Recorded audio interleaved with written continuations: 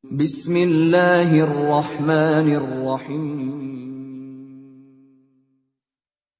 Awal 2016 kena light stroke, ya, karena bandel juga, udah tahu hipertensi nggak minum obat, ya itu namanya test power. Allah marah itu, put kirinya nggak bisa jalan, Allah.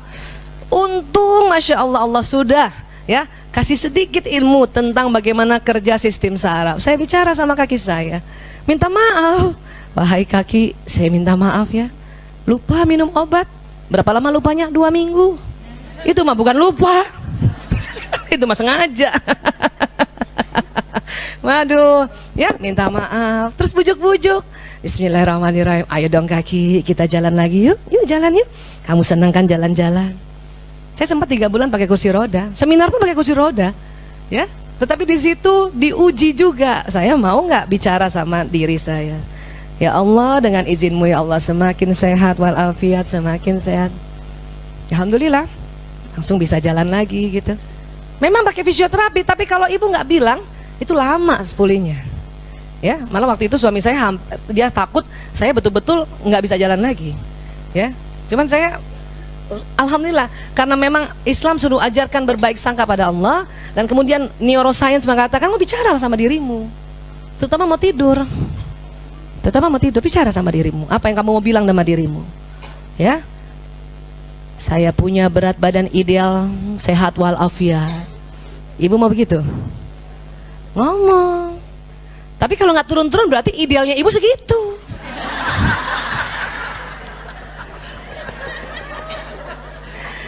Saya ngomong begitu, alhamdulillah turun. Oh, berarti idealnya masih ada turun di bawah gitu ya. Kalau nggak turun-turun emang segitu. Ya, saya udah mentok nih 67, badan ideal saya begini, ibu 5 anak. Ya sudah. Ya. Nah, itu harus diucapkan seperti itu ya. Setuju ya, Bu? Gampang kan? Gampang. Allah sudah ajarkan sesuatu yang gampang, hanya memang baru ditemukan misterinya. Apa? Ditemukan bahwa sistem saraf ini membawa pesan. Dulu ya, ilmuwan mengatakan sistem saraf ini hanya dipikir untuk gerakan otot. Tapi kan gerakan otot ini perintah kita. Bu, sekarang saya minta kepalkan tangan kanannya masing-masing. Sekarang, kepalkan tangan kanannya. Oke, angkat. Nah, kenapa ibu mau? Lah kan disuruh. Karena disuruh, ibu dengar kan? Maka pesannya jalan, kepalkan tangan kanan sekarang, kepalkan tangan sekarang. Waktu ibu lihat saya angkat, pesan angkat itu jalan di mata. Kemudian saya ngomong juga, angkat 2 kali. Maka cepat banget ibu angkatnya tuh. Ya, berarti sistem saraf ibu bagus. Yang lambat angkatnya, segera cari ahli saraf. Pasti kurang makan kacang hijau itu.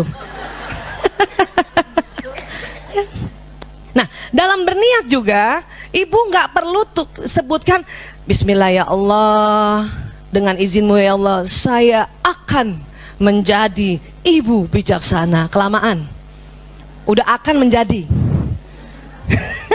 Otak nggak ngerti. Ya, saya kasih ilustrasi ya. Tahu Abu Nuwas ya, pernah saya cerita juga di satu masjid ya. Abu Nuwas tahu? Seorang filosof, ya, seorang sufi yang luar biasa. Suatu ketika dia bikin pengumuman di Baghdad, Abu Nuwas akan terbang. Datang loh orang, karena waktu itu belum ada permadani terbang, belum ada pesawat. Datang orang. Abu Nuwas pakai jubah, dia naik di menara istana. Yang lain nunggu dari bawah. Dia pakai jubah begini nih gayanya nih. Pura-pura Abu Nuwas. Tungguin 5 menit.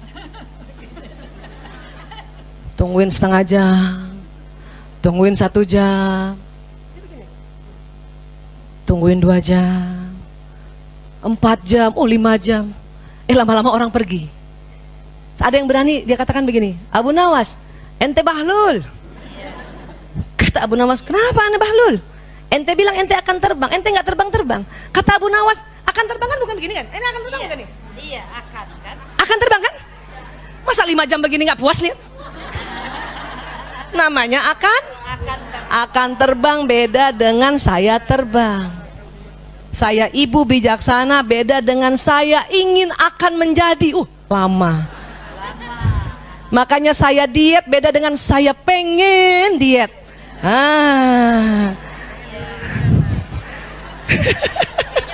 Maka pengen aja sih Bu. Otak nggak paham future tense untuk sebuah niat. Harus langsung present tense kalimatnya. Sebagaimana Allah juga ajarkan dalam niat. Contoh paling gampang niat sholat. Usolli fardhu zuhri. Saya sholat zuhur. Usolli itu bukan saya akan sholat, bukan. Saya sholat itu. Kalau pakai akan bahasa Arabnya itu pakai sa usolli. Saya akan, kan nggak disuruh. Usolli fardhu. Belum sholat tadi itu kan? Tapi kita harus bilang saya sholat zuhur. Nawaitu saum, saya niat puasa. Niat itu bukan akan ya, niat itu menyengajakan puasa. Saya niat ibu bijaksana. Niat itu bukan menjadi atau mau atau pengen. Ya, menyengajakan, sengaja. Sampai sini bisa paham ya Bu? Jadi kalau ibu berniat, ya, hilangkan itu ingin, pengen, akan, bila mana. Bila mana? Gak usah. Seandainya aku ibu bijaksana, apa? Ibu mau bijaksana, bilang ibu bijaksana.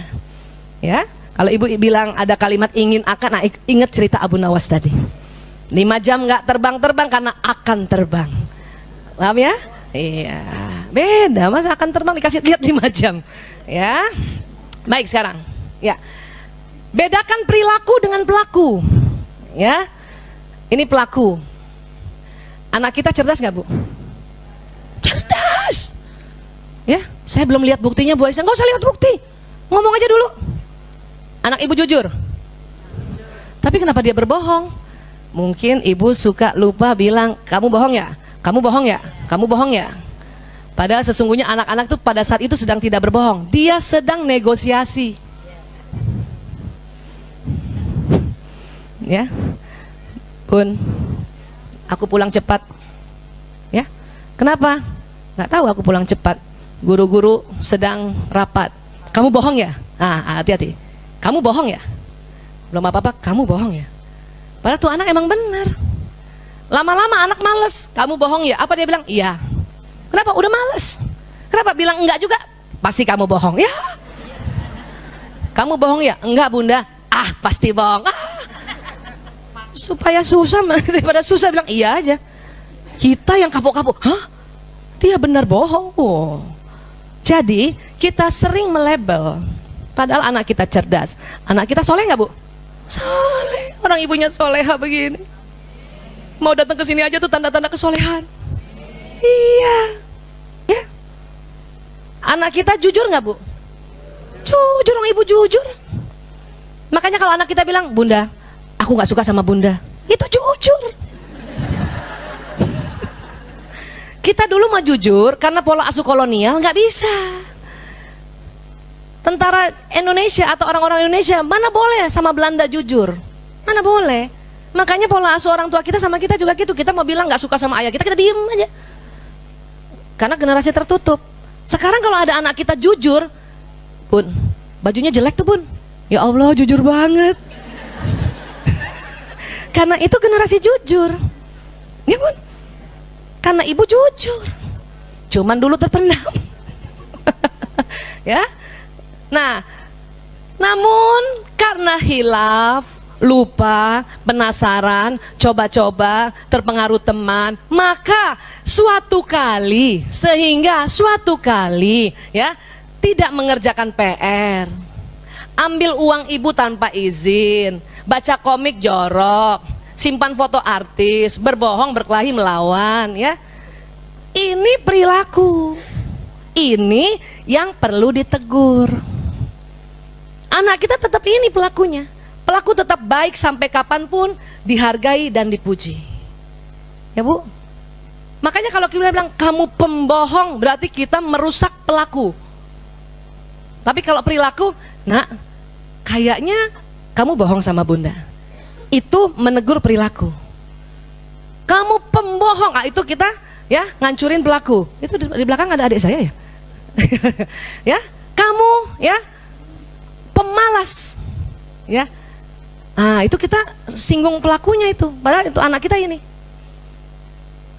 Suatu kali anak-anak yang ngerjain PR boleh nggak Bu? Orang capek. Pulang sekolah jam 4, suruh bimbel lagi. Habis itu nanti habis maghrib bimbel lagi, sampai rumah jam 9, ada PR, udah begini.